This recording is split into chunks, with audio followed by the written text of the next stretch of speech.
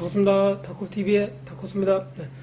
오늘 제가 여러분들과 같이 나누고 싶은 이야기 주제는요, 내 통장을 철저하게 분석하시는 그런 분들만이 부자가 될 수 있다.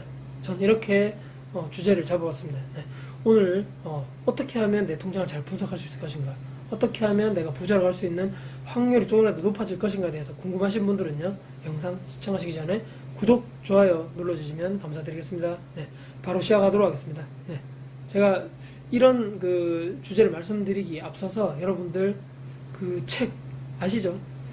제가 예전에도 말씀드린 적이 한번 있었고, 이 무수히 많은 분들이 책이라든지 영상이라든지 통해서 많은 분들이 말씀하신 그 책이죠.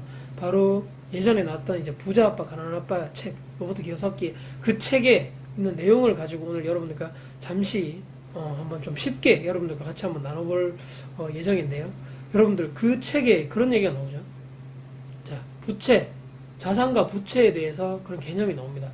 그 예전에도 그런 저도 영상을 많이 보곤 했지만, 이 책에 있는 그런 이 자산과 부채를 명확하게 정의할 수 있는 그 사람들을 보고 사람들이 그때 당시에 엄청난 센세이션을 일으킨 거죠. 와, 이렇게 자산과 부채를 명확하게 나눌 수가 있구나. 저도 이제 그 책을 몇 번 봤지만 정말 잘 쓴 책이고 투자 쪽으로는 정말 대단한 책인 것 같고요. 저도 그 책을 무수히 보면서 또 많은 사람들 영상을 보면서 정말 마인드를 제대로 형성해주는 정말 좋은 책 중에 하나다, 이렇게 말씀드릴 수 있을 것 같은데요. 오늘은 제가 여러분들께 좀 쉽게 좀 생각을 해보면 어떨까, 너무 어려운 개념 말고 쉬운 개념으로 한번 같이 가지고 와봤습니다. 제가 생각할 때, 자, 지금 우리가 이렇게 하는 거죠. 자, 내가 앞으로 좀 더 경제적으로 더 안정적이 될 수 있고, 또는 경제적 자유로 갈 수 있는 사람, 그리고 좀 더 내가 부자로 갈 수 있는 조건이라든지 능력이 앞으로 가능성이 높은 사람이, 그런 사람이 되려면요, 내 통장을 잘 분석해야 된다. 저는 그렇게 생각합니다. 여기에서 아까 말씀드린 이 소주제가 나의 자산과 부채를 명확하게 구분할 줄 알아야 된다, 이렇게 들어가는 거죠. 자, 여러분들 우리 통장 혹시나 이제 요즘 통장으로 거의 거래가 되잖아요. 월급도 통장으로 들어오고, 이 현금으로 가지고 계신 분들 거의 없지 않습니까? 다들 통장으로 자동이체하고 거래하고 입금하고 다 주고받고 하는데요. 자, 우리가 통장을 혹시나 요즘에 은행 가셔가지고 정리하는 거 있잖아요. 통장 정리 해보신 분, 또는 내 은행 들어가셔가지고 인터넷 뱅킹 로그인 하셔서 요즘에 입출금 내용 다 거래 조회가 되잖아요. 입금 내역, 출금 내역 다 조회가 되지 않습니까? 거기 혹시 자세하게 한번 들여다보신 분 최근에 계신가요? 통장 정리를 자세하게 봤다거나, 또는 최근간 내 통장에 있는 거래 내용을 출금 내용이 어떻게 됐구나, 또는 입금 내용이 어떤 게 있구나 자세히 보신 분 혹시나 계실지 모르겠는데요. 제가 볼 때는 별로 없으실 겁니다. 요즘에 통장 정리 잘 안 하시잖아요. 그래서 잘 안 하실 뿐더러 내 은행에 로그인 하셔가지고 이 출금, 이렇게 입금할 때 이런 건 잘 하지만 내 거래 내역을 이렇게 쭉 확인하시는 분은 별로 없을 겁니다. 자, 아까 말씀드린 자산과 부채를 명확하게 정리를 해야 된다. 정의를 해야 된다. 이게 개념 알고 가야 되거든요. 자, 쉽게 말씀드리면 우리 이런 얘기 많이 하잖아요. 내 주머니, 내 통장이죠. 그런 거. 아까 제가 통장에 대해서 잘 알고 가자 했는데, 내 통장으로 어떤 A라는 것이 있다면 이것을 통해서 내 통장으로 돈이 들어온다는 거죠. 입금이 되면 이것은 자산이라고 그러는 거죠. 또는 이 B라는 것이 있는데, 이것 때문에 내 통장에 돈이 들어오는 것이 아니고 이것 때문에 돈이 나가고 있다. 내 통장에서 돈이 나가는 거죠. 그러니까 출금이겠죠. 내 통장 내용, 거래 내용을 쭉 보시면 출금 내역들, 카드값 이런 거 다 포함되겠죠. 또는 물건 값에 대해서 할부 금액, 이것 때문에 돈이 나가고 있다. 꾸준하게. 이것은 부채라는 것입니다. 자, 다시 한번 또 명확하게 말씀드리면, 하나의 같은 주체라도, 이 대상이라도 자산이 될 수도 있고 부채가 될 수 있다고 생각하거든요. 저는요. 어떤 게 있냐면 집이 있죠. 대표적으로 집. 우리 아파트 사시는 분들은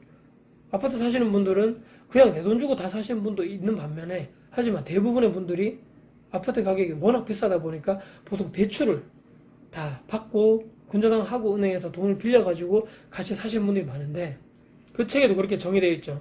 이 아파트 때문에 매월 대출 금액이 나가고 있다. 내 통장에서 나간다는 건 무엇을 의미하나요? 내 월급에서 나간다는 얘기죠. 쉽게 말씀드리면, 내가 또 다른 수익원이 없다 하면, 내가 매달 월급 받지 않습니까? 회사원 또는 자영업자분도 마찬가지고 매달 벌어들인 돈의 일부분이 집값, 아파트값 관련해서 대출금으로 계속적으로 매달 나간다. 그러면 이것은 자산인가요? 부채인가요? 부채인 거죠. 그렇지만 예를 들어서 저를 말씀드리면 같은 아파트라도 이 아파트를 통해서 제가 임대업을 하고 있단 말이죠. 만약에 누구에게 이렇게 어떤 금액의 보증금이라든지 월세를 받고 임대를 해주고 있단 말이죠. 제가. 그러면 이 아파트를 통해서 저는 돈이 물론 이 대출을 같이 하고 있다 해도 대출금을 갚고 난 나머지 월세에서 대출금 빼고 나머지 순수익이 남는다. 그러면 이 아파트 이것은 자산입니까? 부채입니까? 여러분들? 자산인 거죠. 이 나가는 돈보다 들어오는 돈이 많지 않습니까? 월세로 돈을 받아서 대출금을 갚고 남는 순수익이 있단 말이죠. 이것이 내 통장에 쌓이는 거지 않습니까? 그럼 이 집 때문에 아까처럼 마이너스만 되는 것이 아니고 마이너스도 되지만 플러스적인 이익이 더 크기 때문에 이것은 자산이다. 저는 그렇게 말씀드립니다. 이해하셨습니까? 너무 어렵게 생각하지 마시고 하나의 주체를 가지고 돈이 들어오면 자산인 것이고 이것 때문에 돈이 나가고 있다? 부채인 거죠. 그리고 또 하나 차를 예를 들어서 차가 있다면 차라고 예를 들면 보통 우리 차 현금으로 사신 분도 있겠지만 그러면 어떻게 됩니까? 여러분들 만약에 현금 사신 분들은 어쩔 수 없고 그냥 다 일시불로 제출했다 해도 이것을 보통은 이거 차값도 요즘에 만만치 않은데 매달 할부로 보통 우리가 끊게 되죠. 그럼 할부금이 또 매달 나가면 이 차가 부채가 되는 거죠. 여러분들 내 자산이 아니고. 그렇지만 이 차를 이용해서 내가 어떤 사업을 하고 있다. 예를 들어서 이 차를 가지고 운수업을 할 수도 있고 뭐 택시라든지 버스라든지 할 수 있죠. 또는 관광버스 하신 분도 있고 그것을 통해서 내가 돈을 벌고 있다. 만약에 그러면 제 생각에는 이것은 그 부채 쪽이 아니고 저는 자산 쪽에 가깝다고 생각합니다. 내 통장에 돈이 들어오고 있기 때문이죠. 자, 그렇기 때문에 제가 말씀드린 이 자산과 부채를 명확하게 내 스스로 평가하고 알아야 된다는 거죠. 어떠한 한 주체도 방금 제가 말씀드린 대로 자산이 될 수도 있고 부채가 될 수도 있다는 거죠. 그렇기 때문에 내 통장에서 우리 흔히들 내 주머니에서 돈이 잘 빠져나가는 것인가 내 주머니에서 돈이 들어오는 것인가에 대해서 자산과 부채를 잘 구분하자 이렇게 얘기가 있는데 그거를 확인하려면 요즘 시대에는 내 통장의 거래 내역을 수시로 확인해야 된다는 거죠. 근데 만약에 나는 그냥 일반 평범한 직장인인데 평범한 직장인이 수입원이 단 하나밖에 없는 거죠. 월급밖에 없지 않습니까? 내가 들어오는 돈은. 근데 나가는 돈이 어떤 것인지 여러분들 철저하게 보셔야 됩니다. 내가 돈을 한 달에 예를 들어서 300만 원을 받는데 내가 그 통장에 빠져나가는 이력, 출금 내역을 보면 이것이 다 부채구나. 뭐 때문에 나가고 이 자산인 줄 알았더니 이게 다 마이너스 되고 있네. 나에게 플러스 되는 이익은 하나도 없는 것이네. 경제적인 논리로만 말씀드립니다. 차를 좋은 걸 끌고 다녔기 때문에 내가 다니면 뭔가 우월감도 있고 남들 보는 이렇게 또 부러움도 있을 것이고 이런 거 얘기하는 것이 아니고요. 단순한 경제적인 논리, 플러스 마이너스 돈이 나가고 들어오는 거 그 논리만 따지면 다 추금되는 것은 전부 다 나의 부채라는 거죠. 그런데 냉정하게 이걸 분석하고 철저하게 보셔가지고 내가 받는 돈은 한정적인데 나가는 돈이 점점점 더 늘어나고 있다거나 뭔가 불필요한 것에 소비를 하고 있다. 뭔가 불필요한 자산이 점점 커져가고 있고 내 마이너스가 점점 커져가고 있다. 이렇게 하시는 분들이 철저하게 나를 냉정하게 보셔야 됩니다. 이러다가는 역전되거나 내가 나중에 좀 더 힘든 생활을 할 수밖에 없네. 지금이 화려하고 겉만 번지르르하다 해서 나는 정말 잘 사는 것이 아니네. 부자가 아니네. 냉정하게 돌아보셔야 된다는 거죠. 그리고 아까 말씀드린 대로 월급밖에 없다는 거죠. 내가 지금 벌어들이는 수익이. 내가 지금 직장인이고 수입원이 자산인 거죠. 자산 쪽으로 들어오는 돈이 월급밖에 없는 나라면 불안감을 느끼셔야 됩니다. 내가 5년 뒤, 10년 뒤, 20년 뒤에 내가 계속적으로 돈을 받을 수 있을 것인가? 없다고 생각이 들면 여러분들 지금부터 준비를 하셔야 되는 거죠. 자산을 점점 늘리셔야 된다는 거죠. 내가 플러스 될 수 있는 자산. 예를 들어서 아까 말씀드린 부동산 쪽을 공부하셔가지고 임대업으로 얻을 수 있는 수익을 얻으신다거나 또는 내가 나중에 은퇴 후에 할 수 있는 사업, 내가 정말 잘할 수 있는 그쪽을 나중에 대비하기 위해서 미리미리 뭔가를 공부를 하신다거나 자격증을 따신다거나 준비를 하셔야 된다는 거죠. 또는 주식도 마찬가지고 주식도 열심히 공부해서 계속적으로 내가 투자를 해서 또 다른 수익을 월급 위에 재테크라는 투자를 통해서 계속적으로 내가 플러스 되는 자산이 그게 규모가 자꾸 커져야 된다는 거죠. 그렇지 않고 어떻게 내가 나중에 미래에 안정적이 될 수 있고 내가 나중에 부자까지는 정말 큰 부자까지는 아니더라도 정말 어렵지 않게 살 수 있을 것인가. 경제적으로 팍팍하지 않고 남들에게 손 안 벌리고 내가 그래도 할 수 있을 만큼 하고 내 아이들이 먹고 싶고 사고 싶은 것을 부담 없이 사줄 수 있을 것인가에 대해서 스스로 냉정하게 지금 내가 그렇게 준비하고 있나 대비하고 있나를 여러분들 생각을 해보셔야 된다는 거죠. 이게 바로 아까 제가 말씀드렸던 부채와 자산을 냉정하게 보셔야 되고 평가를 할 수 있어야 되고요.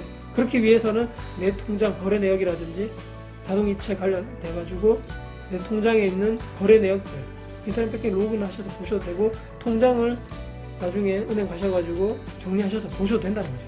철저하게 분석하셔서 내 미래, 내 나중에 은퇴 후 노후를 정말 내가 철저하게 대비하고 있는가 스스로 냉정하게 나를 돌아보셔야 된다는 거죠.